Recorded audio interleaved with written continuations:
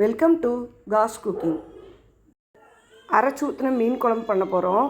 அதுக்கு வந்து 25 சின்ன வெங்காயம், 10லேருந்து 12 பல் பூண்டு, ஒரு அரை மூடி தேங்காயில் வந்து 1/4 மூடி தேங்காய் எடுத்துக்கோங்க. 3 தக்காளி எல்லாத்தையும் போட்டு எண்ணெய் ஊற்றி நல்லா வதக்கிக்கோங்க. அந்த தக்காளி சாஃப்டாக வதங்கணும். அது வரைக்கும் வதக்கிட்டு நல்லா வதங்கணுன்னா அதில் கொஞ்சோண்டு மஞ்சத்தூள் போட்டு அந்த சூட்லேயே மஞ்சத்தூள் போட்டு ஒரு ஓரமாக எடுத்து வச்சுருங்க. புளி முன்னாடியே ஊற வச்சுட்டேன். ஒரு லெமன் சைஸ் அளவுக்கு, லெமன் சைஸை விடவே கொஞ்சம் கூட புளி போட்டு ஊற வச்சுட்டேன். உங்கள் ஃபேமிலிக்கு எவ்வளோ வேணுமோ அவ்வளோ உங்கள் புளிப்புக்கு தகுந்த மாதிரி போட்டுக்கோங்க. காஞ்ச மிளகாய் 12, கொஞ்சம் கருவேப்பிலை போட்டு எண்ணெய் லைட்டாக ஊற்றி அதை வறுத்து எடுத்து வச்சுக்கோங்க. அதுக்கப்புறம் 3 டீஸ்பூன் மிளகு, 3 டீஸ்பூன் சீரகம் அதையும் வறுத்து எடுத்து வச்சுக்கோங்க. எடுத்துகிட்டு அதில் வந்து 3 டீஸ்பூன் மல்லித்தூள், வெறும் மல்லித்தூள் ப்ளைனாக இருக்குல்ல, அது போட்டு அதையும் மிக்சியில் ஒன்றா கிரைண்ட் பண்ணி எடுத்துருங்க.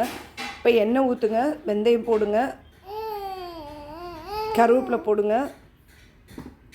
கருவேப்பிலை போட்டதுக்கப்புறம் சும்மா ஒரு 2-3 பீஸ் சின்ன வெங்காயம், ஒரு 4 பச்சை மிளகா போட்டு நல்லா வதக்கணுன்னே அரைச்சி வச்சுருந்ததை எடுத்து ஊற்றிட்டு அதுக்கு தேவையான அளவுக்கு தண்ணியும் ஊற்றிடுங்க. ஊற்றிட்டு நல்லா குழம்பு கொதிக்க விடுங்க. 2 டேபிள் ஸ்பூன் உப்பு ஆட் பண்ணிக்கோங்க. நல்லா குழம்பு கொதித்ததுக்கப்புறம்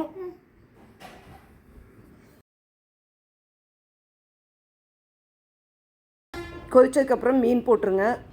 மீன் போட்டதுக்கப்புறம் குழம்பு நல்லா கொதிக்கட்டும். மீன் வெந்தோடனே புளி கரைச்சி ஊற்றுங்க. புளி ஊற்றி நல்லா கொதிச்சோடனே ஒரு சின்ன சைஸ் மாங்காய் எடுத்து கட் பண்ணி போட்டுக்கோங்க.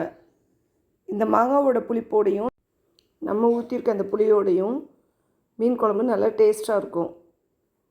ட்ரை பண்ணி பாருங்க. மணக்க மீன் குழம்பு தயார். தேங்க்யூ.